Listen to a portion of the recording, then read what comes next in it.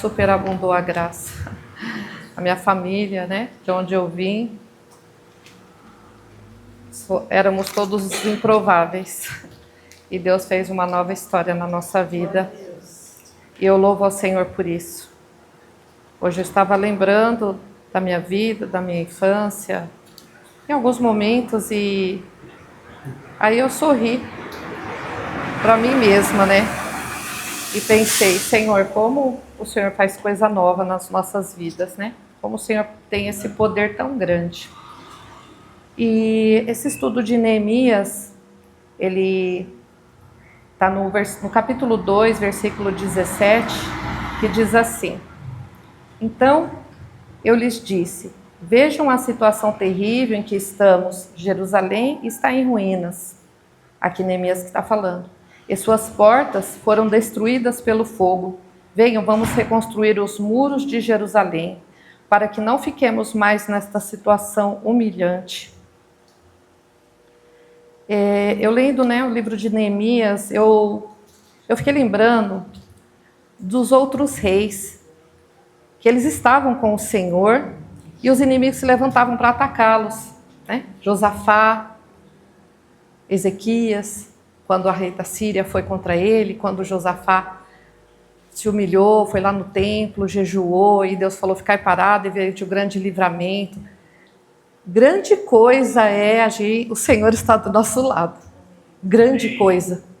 Pode vir como esse louvor, venha o que vier, aconteça o que acontecer, você vai permanecer. Mas ai de nós, se o Senhor não está conosco. Nós não conseguiríamos, não estaríamos aqui, certamente. Porque maior é os que estão conosco quando Ele está conosco, do que os que estão com os nossos inimigos. E pensando nisso, né, eu falei, olha, os reis, eles se prostravam, eles se humilhavam, e o Senhor os socorria, né? Socorria eles e sempre dava vitória. Mas aqui, nessa situação, são tantos livros, né, que falam sobre esse cativeiro, que faz referências, Lamentações, Jeremias, o de Neemias já de restauração, Zacarias, que não é pouca coisa, né?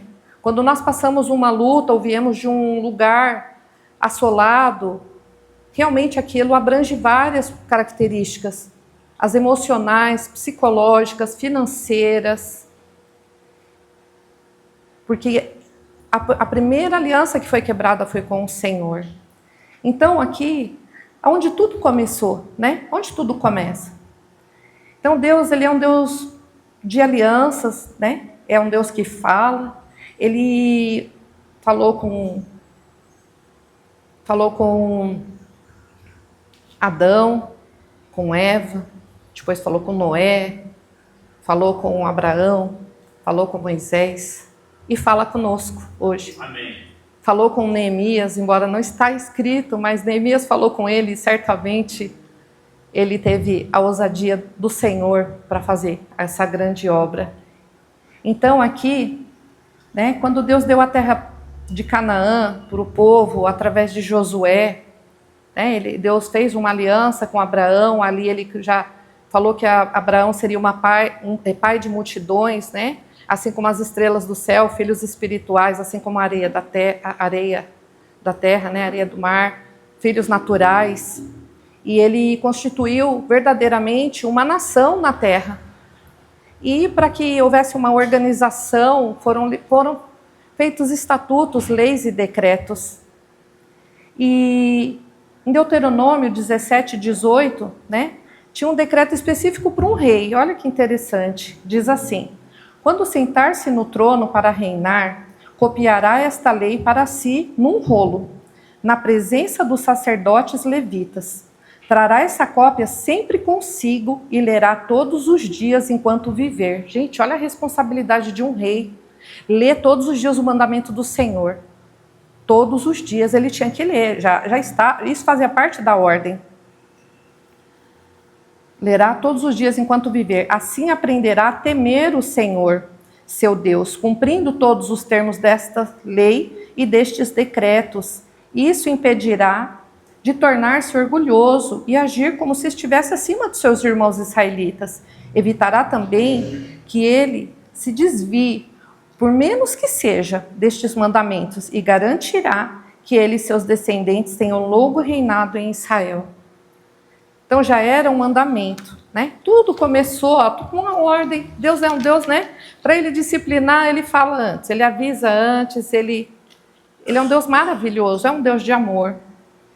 E depois, continua em Levítico.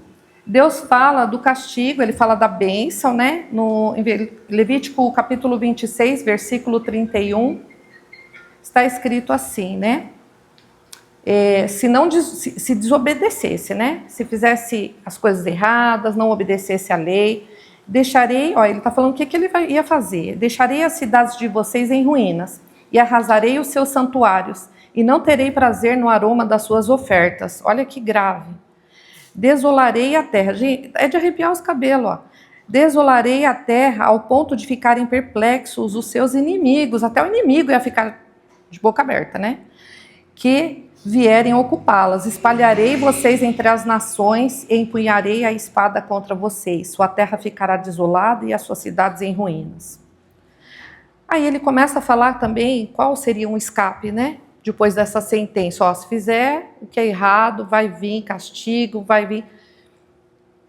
E ele fala aqui em Levíticos ainda, 26:40. Mas se confessarem os seus pecados e os pecados dos seus antepassados, sua infidelidade e oposição a mim, é uma oposição direta ao Senhor, o pecado, né?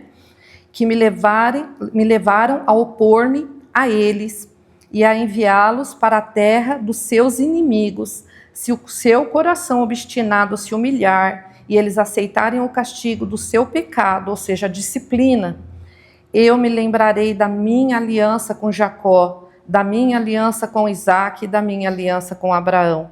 E também me lembrarei da terra que por ele será abandonada e desfrutará os seus sábados enquanto permanecer desolada. Ou seja, ele ia consolar até a terra, né? Até a terra seria restaurada por causa da desobediência. Então ele já vai dando instruções aqui, ó. E continua, né? Ele fala assim... Desculpa, tá aqui.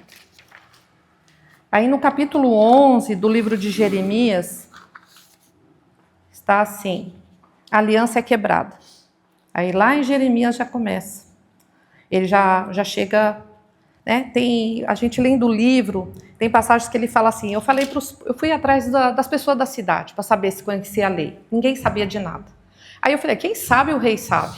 Quem sabe o rei, né, conhece, obedece. Não, estava mesma coisa, tudo ruim. Então, no capítulo 11, no versículo 1, diz assim, os líderes do povo passaram a morar em Jerusalém, a cidade santa. 1/10 do povo das outras cidades... Ai, desculpa, eu estou lendo Neemias, em vez de ler Jeremias. Só um segundinho, gente, porque esse aqui eu uso várias bíblias, aí dá a impressão que eu não leio a Bíblia. Eu vou ler. Vamos lá. E nessa aliança quebrada, o que aconteceu? Eles começaram a adorar ídolos, fazia tudo que não podia, né? Que era abominável ao Senhor. Então, a primeira característica, né? A gente fala assim, é uma adoração a ídolos, eu não tenho, graças a Deus, um ídolo em casa, né? A gente pensa, glória a Deus, né? Também daí seria o top do pecado mesmo, já tudo né? Se está errado. Peraí, gente, desculpa. Quando a gente já coloca a gente em primeiro lugar. Já é uma idolatria. Não é egolatria, né? Mas é. Então, a partir daí, se a gente colocar a gente mesmo em primeiro lugar na nossa vida, tudo, para a gente criar um ídolo é facinho. Porque aí a gente já está no trono do nosso coração, aí tudo vira um ídolo. Aí fica fácil adorar trabalho, fica fácil adorar família, fica fácil adorar carro. Qualquer coisa, né? Nós não conseguimos perdoar. Uma das características da dificuldade do perdão é a gente estar no trono do nosso coração.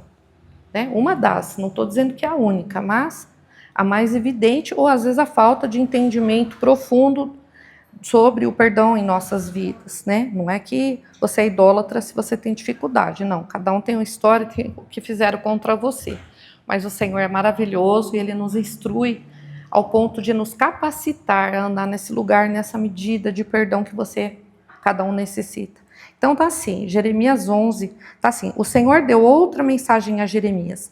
Lembre os habitantes de Judá e de Jerusalém dos termos da minha aliança com eles. Diga-lhes, assim diz o Senhor, o Deus de Israel, maldito será aquele que não obedecer os termos da minha aliança. Então a aliança tinha sido quebrada. Pois eu disse a seus antepassados, quando os tirei do Egito, uma fornalha de fundir ferro, se vocês me obedecerem e fizerem tudo o que eu ordeno, serão o meu povo e eu serei o seu Deus. Disse isso para cumprir a promessa que fiz aos seus antepassados de lhe dar uma terra que produzisse leite e mel com fartura, a terra que hoje vocês habitam. E então eu respondi, que assim seja, Senhor. Então a aliança é quebrada, né? Nesse lugar. E no capítulo 29 de Jeremias, ele envia uma carta, porque eles vão para o cativeiro, estão lá, né? Por que eu estou indo lá atrás? Porque sempre que a gente vai restaurar um lugar, a gente fica sabendo uma história, né? O que aconteceu? Como é que começou? Né? Não porque a gente gosta, é curioso, não porque é importante. Porque a confissão de pecados vai ser necessária, cura vai ser necessária, provisão vai ser necessária, instrução na justiça, porque às vezes a pessoa ainda está naquela situação de engano, fazendo coisas que desagradam o Senhor, né? Como o tema é sobre restaurar. Então, o capítulo 29, versículo 4, diz assim: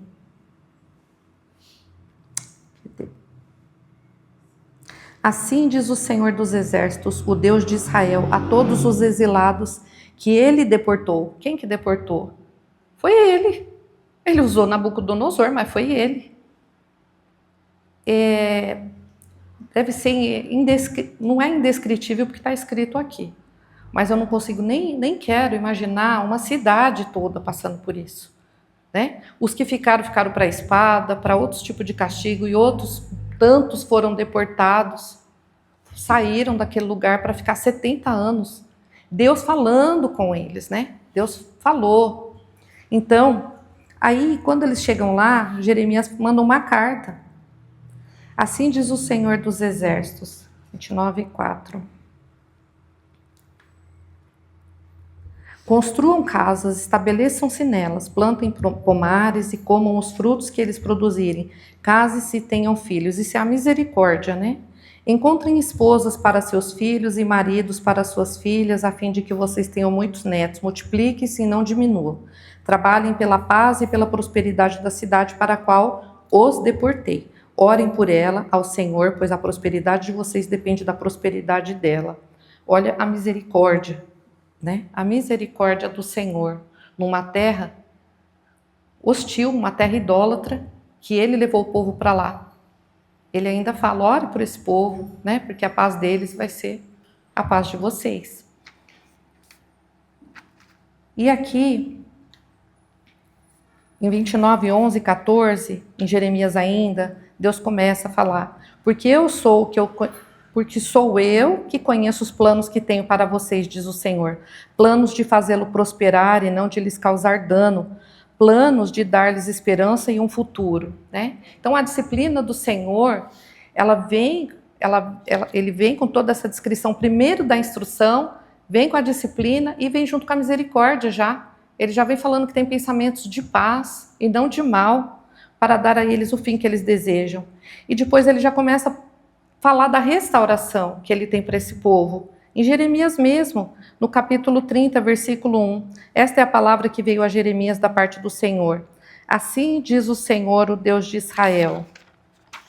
Escreve num livro todas as palavras que eu lhes falei. Certamente vem dias, diz o Senhor, em que mudarei a sorte do meu povo, Israel e Judá, e os farei retornar à terra que dei aos seus antepassados, e eles possuirão, declara o Senhor. Aí em Jeremias 33:6 diz: todavia trarei restauração e cura para ela, e curarei o meu povo, e lhe darei muita prosperidade e segurança, mudarei a sorte de Judá e de Israel, e os reconstruirei como antigamente, eu os purificarei de todo o pecado que cometeram contra mim, e perdoarei todos os seus pecados de rebelião contra mim. Olha que lindo, né? Como Deus é maravilhoso, como Ele é soberano, e Ele vai instruindo eles, né? Vai falando, Ele tem misericórdia, então Ele já começa a liberar palavras de cura. Então toda cura que acontece no lugar, antes ela foi liberada no céu pelo Senhor. Nada acontece aqui antes de ter sido revelado aos profetas, ainda é assim, né? E no Salmo 145:13, diz assim: o teu reino é eterno, e tu és rei para sempre. Tem versão que está de geração em geração. E aí a gente vai vendo, né? Desde ele fala, né? Jacó, Isaac, Abraão, né? Toda a construção, de geração em geração. O Senhor Deus sempre cumpre o que promete. Ele é fiel em tudo o que faz. Então ele cumpre, ele prometeu, ele cumpre. Ele cumpre o que ele promete. Ele é um Deus todo poderoso, né? Eu amo a revelação, o entendimento de Deus Pai. Mas de um tempo para cá, Deus tem se revelado muito a mim como um rei. Isso tem ficado muito mais... a gente que lê a palavra sabe, né? Tá muito mais consistente no meu espírito essa revelação de reino, de rei. Sempre eu soube, sempre eu li, mas é muito maravilhoso, porque Ele é um rei de toda a terra.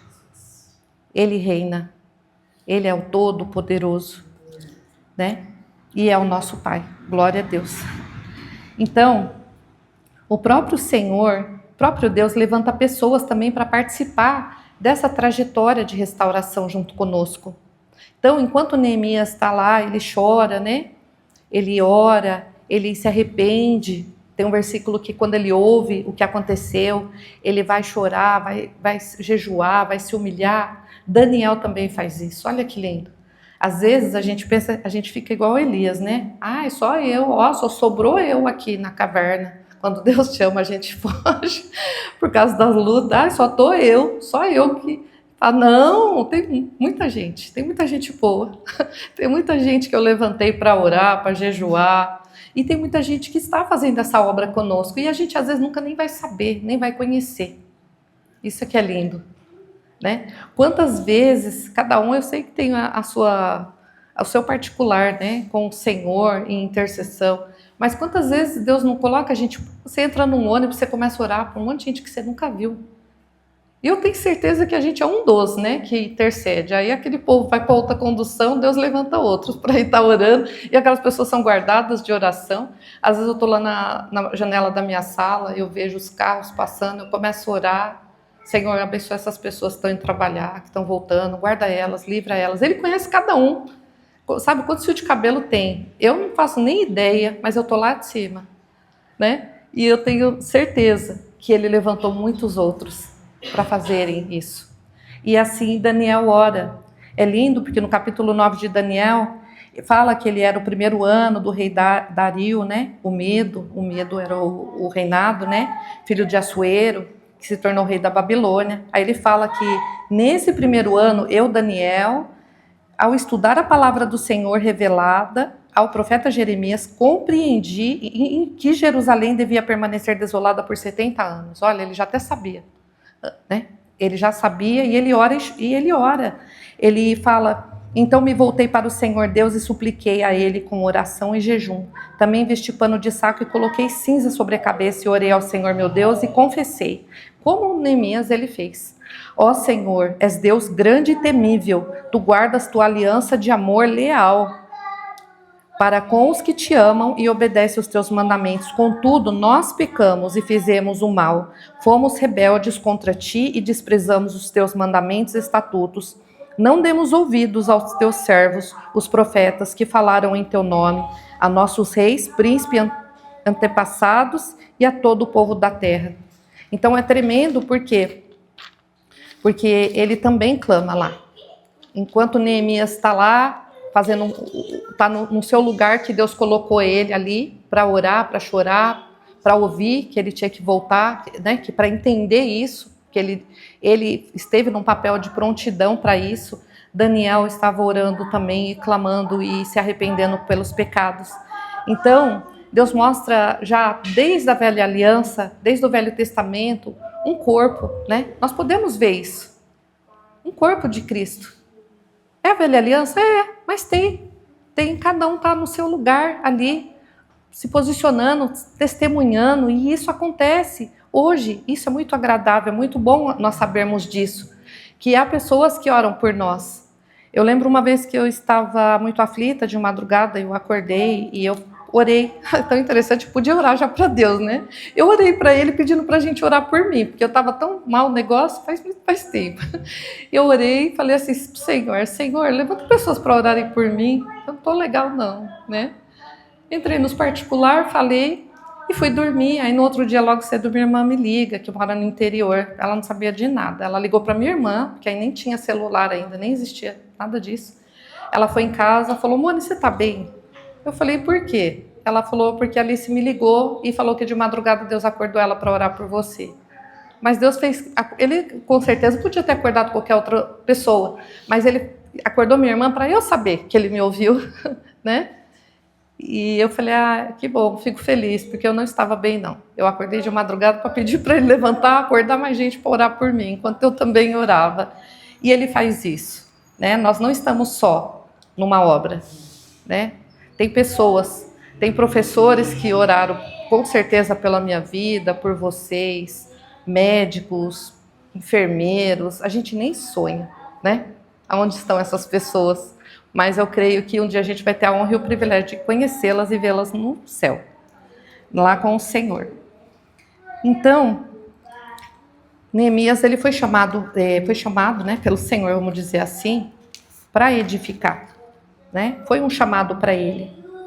E quem pode edificar hoje, né? Trazendo isso para nós? Eu e você, que tivemos um novo nascimento, né? Em 1 João 5 diz assim, todo aquele que crê que Jesus é o Cristo é nascido de Deus, e todo aquele que ama o Pai também ama o Filho dele. Às vezes, eu gosto muito de ler versículos sobre o Evangelho, para decorar várias referências. Às vezes eu não tenho muito de cor o endereço, mas eu sei muito versículo de cor. E eu preciso decorar as referências. Por quê?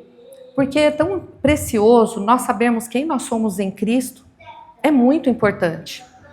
É muito importante. Não é de pouco, é muito, né? O que ele fez por nós, quem nós somos. Porque só nessa condição nós vamos ter ousadia para a gente fazer o que nós precisamos viver em Cristo, cumprir em Cristo, né? E aqui está assim, ó. Neemias, ele morreria pelo rei. Quem não era o copeiro, ele morreria. E nós também. Também, porque nós já morremos, né? Eu creio que cada um aqui que entregou sua vida para Cristo já morreu para o mundo. Então nós já morremos. Já morremos. Nós não estamos vivos, né? Nós fomos batizados.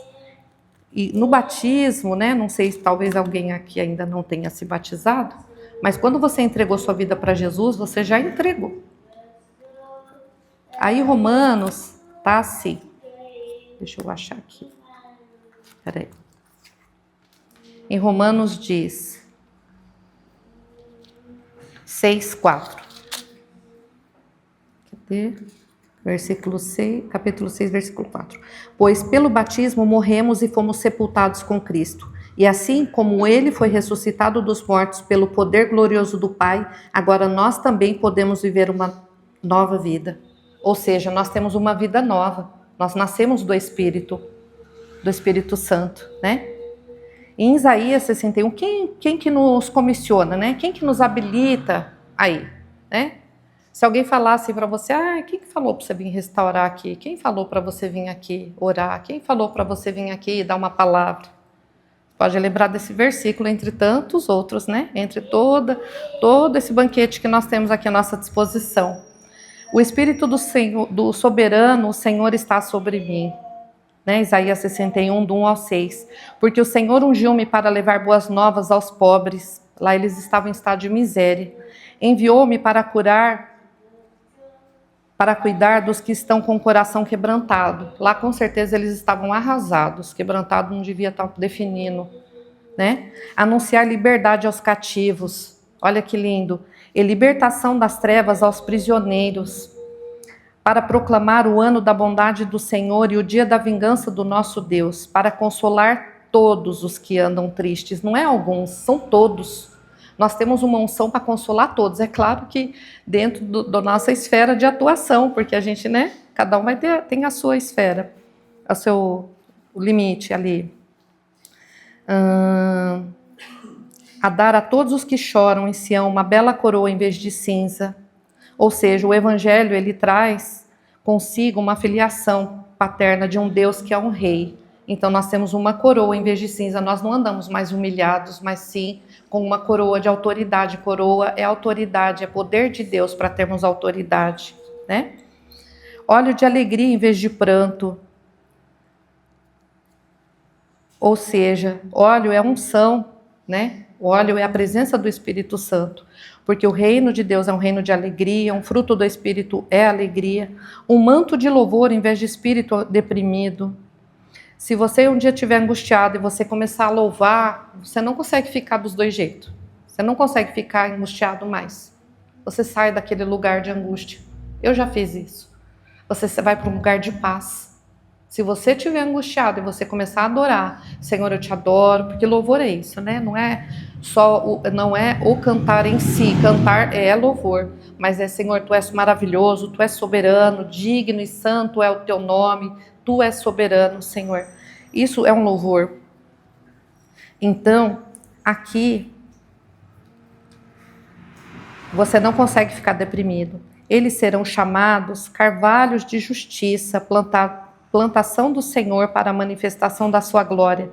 Eles reconstruirão as velhas ruínas e restaurarão os antigos escombros. Olha aqui. Renovarão as cidades arruinadas que têm sido devastadas de geração a geração. Então é uma unção que veio sobre Jesus, porque está em Isaías, está falando de Jesus. Jesus leu ela em Mateus, falou, e hoje se cumpre, e hoje está em nós, porque Jesus está dentro de mim e de você. Pelo Espírito Santo e ele também, em amor. Então, como que nós vamos... E houve uma distribuição do trabalho quando Neemias chegou lá. Eliasibe foi o primeiro que começou a edificar a Porta da Ovelha, que significa Deus restaura. Olha que legal, né? Nosso nome não é em vão. Nosso nome traz consigo um significado e faz muito sentido. Imagina, desde criança, o significado do meu nome, Simone, é aquela que ouve. Aí um dia eu falando para minha filha, ela deu risada, ela falou, mãe, bem assim mesmo, né? Porque eu passei assim, quando eu casei, que aí eu já saí da casa dos meus pais e já comecei a buscar o Senhor depois de um tempo, porque eu me afastei na adolescência, minha casa era um lugar de aconselhamento e era um lugar de consolo. E foi por um tempo assim muito grande. Então meus filhos cresceram vendo essa cena.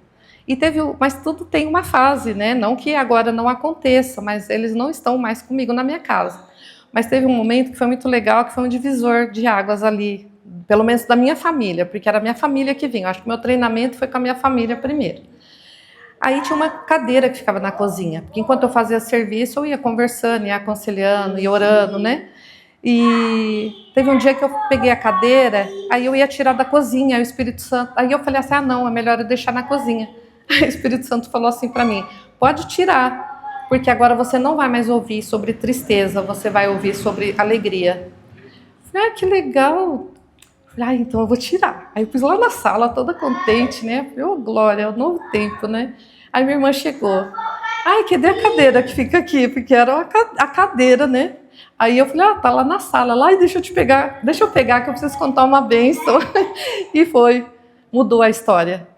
Mudou a história de muitos da minha casa, de muitos da minha família. É muito gostoso a gente ver isso, a gente restaurar as ruínas antigas assoladas, destruídas de geração em geração. O momento da restauração é muita lágrima, é muita tristeza, é muita angústia, é muita mágoa. Mas depois que a gente passa por todo esse vale e a pessoa sai dele com Cristo, é muito glorioso, é muito gostoso. E eu fiquei muito feliz, porque um novo tempo foi estabelecido. Realmente, da minha família não mais, pouquíssimos agora. Mas agora eu estou em outra estação, né? De outras pessoas de fora. Mas a minha família foi a primeira a ser restaurada. Minhas irmãs, né? Minhas sobrinhas. Então, aqui, Eliasibe significa isso. E o meu nome significa aquela que ouve. Aí a minha filha, mãe, fez jus ao nome, hein? Eu falei, é verdade. Imagina, desde criança, aquela que ouve, vem cá, aquela que ouve, aquela que ouve, aquela que ouve. Do meu espírito recebendo, recebendo a profecia, até que o Senhor fala, agora você está pronta para ouvir, de tanto que foi declarado que você ouve, né? E eles foram reconstruir a porta da ovelha. Eles consagraram ela, colocaram as portas no lugar, os animais. Então a restauração começa a partir da nossa revelação de quem Deus é e de quem nós somos. Assim que nós podemos restaurar a vida de alguém, né? Quem eles são. Em Apocalipse 1:5 fala sobre Jesus, o que ele fez por nós e quem ele é. Porque às vezes a gente vai restaurar até pessoas que conheceram a palavra, mas conheceram tão pouco que não foi o suficiente para elas permanecerem. Elas ficaram igual esse povo aqui de Jeremias, fizeram um monte de coisa que não tinha nada a ver com o Evangelho, com Jesus. Por quê? Por falta de conhecimento. Então, capítulo 1, versículo 5 diz, está falando de Jesus, tá? E de Jesus Cristo, ele é a testemunha fiel destas coisas, o primeiro a ressuscitar dos mortos e o governante de todos os reis da terra. Toda glória seja aquele que nos ama e nos libertou de nossos pecados por meio do seu sangue. Ele fez de nós um reino de sacerdote para Deus, seu Pai. A ele seja a glória e o poder para todos sempre. Amém. Porque aqui quem restaurou era o sumo sacerdote que restaurou a porta da ovelha, né? E por que eu escolhi esse versículo? Porque ele fala exatamente que ele já morreu, ressuscitou, é governante de todos os reis da terra. Aqui fala da soberania de Deus, né? Aqui Deus, ele nos criou, no Salmo 139, do 13 ao 16 diz isso. Diz assim: Tu formaste o meu interior e me teceste no ventre de minha mãe. Eu te agradeço por me teres feito de modo extraordinário. Tuas obras são maravilhosas e disso eu sei muito bem. É muito lindo sabermos disso. Ele nos criou. Me remiu, Efésios 1:7. Nele temos a redenção pelo seu sangue, né? O perdão dos pecados. Efésios 1:7 diz: Ele é tão rico em graça que comprou nossa liberdade com o sangue de seu Filho e perdoou nossos pecados. Generosamente derramou sua graça sobre nós e com ela toda a sabedoria e todo o entendimento. Assim nós vamos restaurando a porta da ovelha, né? A ovelha é onde passava o sacrifício. A porta da ovelha era onde passavam as ovelhinhas para o sacrifício do templo, né? E essa restauração, ela vai acontecendo primeiro em nossa vida como sacerdote. Então ele nos remiu, nos abençoou. Em Efésios 1:3 diz: Bendito Deus e Pai do nosso Senhor Jesus Cristo, que nos tem abençoado com toda sorte de bênção espiritual nas regiões celestiais em Cristo. Ele nos enviou eu e você. Mateus 28:19 diz: Ide, né? Pregai o evangelho a toda criatura. Mateus 28. Por que é tão importante? Porque nós estamos no mundo, não somos do mundo, mas estamos aqui para viver aquilo que o Senhor nos chamou para fazer. 28:19 diz: Cadê? Portanto, vão e façam discípulos de todas as nações, batizando-os em nome do Pai, do Filho e do Espírito Santo. Fazer discípulos é muito precioso, porque aí as pessoas entendem, elas conhecem o começo, o meio, o fim, elas são impresso nelas o Evangelho de uma forma muito sólida. É muito precioso esse lugar, né, de fazer discípulos. Em Atos 1:8, nós recebemos poder de Deus. né? Isso tudo para nós restaurarmos esse lugar. 1:8 diz assim: vocês receberão poder quando o Espírito Santo descer sobre vocês e serão minhas testemunhas em toda parte, em Jerusalém, em toda a Judéia, em Samaria, nos lugares mais distantes da terra. E o que é sacrifício, né, para nós hoje? Ali era as ovelhinhas, era o próprio Cristo, né, que morreu no nosso lugar, mas hoje nós também derramamos sacrifício. Então, louvor é um sacrifício, né? Tem um versículo que diz, legal que eu não pus a referência. Mas é o versículo 15. Aí você vai ficar pensando de que capítulo e que livro? Por isso, talvez vocês saibam, né? Por isso, por meio de Jesus Cristo, ofereçamos sempre louvor a Deus. Esse louvor é o sacrifício que apresentamos, a oferta que é dada por lábios que confessam a sua fé nele, que confessam o seu nome, né? Não, então, louvor é tanto, ele é um sacrifício como ajudar os outros. E no versículo 16 diz, não deixem de fazer o bem e de ajudar uns aos outros, pois são esses os sacrifícios que agradam a Deus. Olha que legal a gente saber que a gente abençoar alguém de alguma forma é um sacrifício. No Salmo 51:17 diz, os sacrifícios que agradam a Deus são um espírito quebrantado e um coração quebrantado e contrito. Deus não despreza. Então eu falei sobre restaurar a porta e o que são os sacrifícios, né? 1 Samuel 15:22. Acaso tem o Senhor tanto prazer em holocausto e em sacrifício quando obedeça a sua palavra? Então a obediência é melhor do que sacrifício. E a submissão é melhor do que gordura de carneiros, né? Em 1 João 5, diz assim, do 5-2. Fala sobre o amor, né? Como nós podemos amar o Senhor, e isso é um sacrifício também. Diz assim, vou ler primeiro Marcos 12:33. Amá-lo de todo o coração, e de todo o entendimento, e de todas as forças, e amar ao próximo como a si mesmo é mais importante do que todos os sacrifícios e ofertas. Então, amar o Senhor é muito importante porque e de todo o coração, com toda a força, com todo o entendimento, né? E o próximo como a si mesmo. E a maneira pela qual, como que a gente vai saber se a gente está amando a Deus, né? Ou os filhos de Deus é essa, se amarmos a Deus e obedecermos os seus mandamentos. Aí que está em 1 João 5, 2 e 3. Então a maneira pela qual nós sabemos se amamos a Deus é essa, se amamos os seus mandamentos e obedecemos. É uma forma, né? Às vezes eu lembro que eu tinha uma aluninha no pré, uma gracinha ela não tinha noção do que era limite. E eu que ensinei lá, é óbvio, né? E ela olhava para mim, ela ficava embaixo da mesa, fazia tudo que não podia. E a gente, todos os dias, a gente ensina as regras no prézinho, né? Todos os dias você fala a mesma coisa. Cada hora vai levantar por vez para fazer a fila, não pode empurrar o amigo, não pode jogar comida no prato do outro. Tudo óbvio, a gente fala todos os dias, é óbvio. Eles têm 4 anos, 5. Aí, como ela não tinha muita noção, ela falava assim para mim, eu estou obedecendo? Todos os dias ela perguntava. Aí eu ria para incentivar ela, porque estava no processo, né?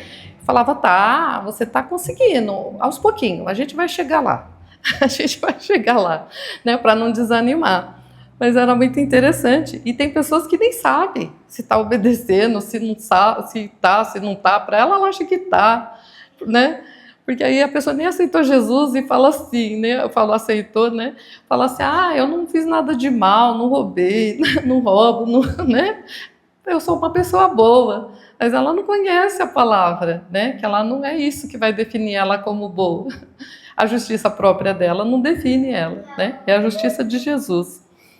Então, aqui está assim, Romanos 12:1 diz assim, portanto, irmãos, rogo pelas misericórdias de Deus que se ofereçam em sacrifício vivo, santo e agradável a Deus. Este é o culto racional de vocês. Ou seja, um culto é uma cultura, um modo de se viver. né? O culto aqui é uma parte do culto que a gente dá, mas a gente já tem que viver de uma forma racional, um culto racional na toda a nossa vida. Culto vem de cultura. A forma que nós levamos a nossa vida que tem a ver se nós estamos oferecendo uma oferta agradável ao Senhor, né? No nosso dia a dia. Porque não importa se em Jerusalém ou Samaria, importa que seja em espírito e em verdade. Em espírito por causa do novo nascimento, e em verdade porque é em Cristo Jesus, a forma que ele estabeleceu, pelo sangue dele, o sangue da nova aliança, né? Aí ele diz, e o versículo 2 do Romanos 12 diz assim: não se amodem ao padrão deste mundo, mas transformem-se pela renovação da sua mente, para que sejam capazes de experimentar e comprovar a boa e agradável e perfeita vontade de Deus. Por quê? Né? Que essa era a restauração. Essa é uma restauração que nós podemos fazer e viver em nós e a partir de nós para alguém. Porque aquele povo que foi cativo e ficou naquela situação de miséria foi porque eles não tinham, eles saíram totalmente do parâmetro das leis de Deus. Totalmente, todos. Glória a Deus, né? Nós temos a história de Daniel, linda, que ele se posiciona, chegando ali na Babilônia. Ele não demonstra revolta, ele não fica pondo a culpa no povo. Não, ele fala, não vou falar que está perdido por um, perdido por mil, eu agora vou me aprumar, porque ainda dá para piorar. Então é melhor eu, né, me arrepender por eles, por mim e por tudo. E ele se posiciona lá. Então, no amor de Deus está o perdão, né? Babilônia é um lugar onde o homem está no centro. Então, eles foram para um lugar onde eles já estavam vivendo daquela forma, fora daquele lugar. Só que era uma terra que manava leite e mel, era uma terra de herança que Deus tinha dado para eles. Aí eles ficaram cativos exatamente dentro, na postura que eles estavam. Minha mãe usava um ditado interessante que falava: quem só faz o que quer vira escravo do que não quer. Se a pessoa não obedece a palavra, ela vai começar a descobrir consequências disso. E não estou falando de lei, né? Estou falando já da graça, né? A gente começa a discernir. Isso não está bom. Se a gente começar a pensar uma coisa ruim de manhã, gente, é impossível à tarde você estar bem, não é verdade? Você começar a meditar na conta, nas contas que você tem para pagar, em vez de pensar no provedor da conta, que é o Senhor, à tarde você já está angustiado, falando, dá até um negócio assim. Por quê? Porque a nossa mente, nossa vida não foi feita para isso. Nós fomos feitos para adorar o Senhor, né? Então, a primeira área que a idolatria compromete é a parte da ofensa, né? É a ofensa. Então, por que eu falo isso? Porque Deus, ele trabalhou muito nessa área na minha vida. Muito, muito, muito, muito. Não foi pouco, né? Eu tive que aprender a perdoar rápido. Então, porque uma ofensa tem memória, tem lembrança, tem comida, tem lugar, tem horário. A gente lembra. Se você quer saber se você está amargurado, existem gatilhos. Eu lembro que uma moça, o esposo dela faleceu, e ela, não sei que nós estávamos falando de fragrância, ela falou: eu não suporto esse cheiro, porque eu ia lavar minha mão no hospital e era o cheiro de sabonete. É um cativeiro, é um gatilho de mágoa, né? Outra mulher eu conheci, eu fui oferecer, eu gosto muito de suco de maracujá, fui oferecer para ela toda feliz. Ela tem o pavor desse suco, porque quando meu neto faleceu, eles só me davam suco de maracujá, não posso nem ver. Lembrança e mágoa, ela estava presa na mágoa. Então, às vezes horário. Uma vez eu passei por uma situação que eu soube uma pessoa que eu amava, que eu amo, e ela passou por um cativeiro, né, de cadeia, e quando eu soube disso foi à tarde. Quando dava aquele horário, me dava mal-estar, dava enjoo. Olha como é sério, né? A gente não se expor para Deus. Eu gosto muito de uma frase que o pastor Jonathan Leônidas fala, ele é um psicólogo e pastor, ele fala: toda emoção é um convite para a oração. É muito sábio, né? Quer dizer, você tem que estar sentindo uma emoção que não é boa, ora, abre o seu coração, né? Então, e uma forma que eu gosto muito de ensinar, né? Se a pessoa ela não está precisando para ela pode levar esse ensino para ela aplicar e treinar antes de aparecer o problema. Quanto mais nós sabemos o que Deus fez por nós, mais rápido nós conseguimos perdoar. Mais rápido. Porque aí a nossa justiça própria não vai ficar lá. Senão a gente fica com o nosso trapinho de imundícia, aí alguém nos ofende e a gente está se achando que é o benevolente, que é a melhor pessoa da terra, que não podia ninguém ter feito mal, ninguém ter falado mal. E a gente é assim se a gente não está olhando para quem nos perdoou, que pegou a nossa capivara, vou falar da minha, pegou a minha capivara assim, queimou, pôs na cruz. Glória a Deus. Então eu olho para os pecados que Ele me perdoou, eu falo, Senhor, esse boletim aqui que a pessoa fez, não, tá tudo pago, o Senhor já pagou, tá suave, suavão, não deve não. Rápido para perdoar, rápida. E Deus me ensinou a ser rápida para perdoar, porque aí eu olho para mim, falo, não, Senhor, o Senhor me perdoou, tá tudo beleza. A pessoa fez isso, tá tudo certo, eu já perdoei, já tá perdoado, já tô carregando minha cruz. Todo dia eu acordo, vamos lá, vamos carregar a cruz, vamos ficar crucificado, vamos sair dela não, porque senão a gente sente peso. Então, a justiça de Deus é isso, em Romanos 3:22. E a justiça de Deus mediante a fé em Jesus Cristo para todos e sobre todos os que creem, porque não há distinção, pois todos pecaram. Todos. E eu gosto ainda de pensar de verdade. Às vezes tem pessoas que têm um perfil até de iniquidade, né? Tem perfil que você pensa na pessoa, já vem a ficha assim dela, você fala, sangue de Jesus, já pensa coisa ruim. Eu já entrego para o Senhor, falo, Senhor, eu quero pensar em tudo que é de boa fama, não quero carregar ninguém, má fama de ninguém na minha mente, não fui feita para isso, não fui. Então eu perdoo essa pessoa, eu vou orar por ela, eu apresento ela para ti, que ela seja uma bênção, Senhor, que ela prospere, que ela conheça os teus mandamentos, e eu oro por ela. Por que eu estou falando sobre tudo isso, né? Porque eles receberam o perdão do Senhor ali em Neemias, e eles precisaram reconstruir. E às vezes, as ruínas que nós passamos, nós também precisamos perdoar nós mesmos, perdoar pessoas, né? Tá bom, pagou. Então, eu louvo a Deus por isso. Já acabei, graças a Deus. E é assim que o Senhor faz. Ele nos prepara. Não, já deu. Obrigada. Ai, assim não cai não, né? Não. É assim que o Senhor nos faz. Como Ele fez com Neemias, Neemias se prontificou, hoje eu e você podemos nos prontificar, porque nós temos tudo isso à nossa disposição. Nós já morremos pelo rei. Neemias, todo dia ele corria o risco de morrer. Nós já morremos. Não tem esse negócio, será que eu vou morrer? Não, já morremos. Já temos uma nova vida com Cristo. Então nós podemos edificar aquilo que for necessário, que o Senhor nos trouxer para nós essa convocação, para a honra e glória do nome do Senhor. E eu louvo ao Senhor por isso, porque Ele restaurou a minha casa, Ele restaurou a minha família, uma família desolada, uma família de ruína, uma família idólatra, e Ele curou. Meu pai serviu do Senhor, meu pai louvava e participava do coral dos idosos. Minha mãe cuidou do ministério infantil. Minhas irmãs, que iam em centro também, elas também se converteram, foram obreiras na casa do Senhor. Agora estão idosas, né? Estão em casa.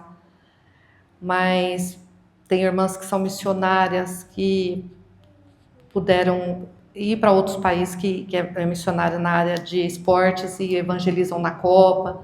Então eu vejo assim, onde abundou o pecado, superabundou a graça, e assim Deus nos levanta para chegarmos nas ruínas das pessoas e trazer uma nova história, para que elas conheçam que o Senhor agora é um muro de fogo em nosso redor. E a glória dele está dentro de nós, nos transformando a cada dia, amém? As palmas louvam ao Senhor. Se o pastor quiser orar sobre essa palavra.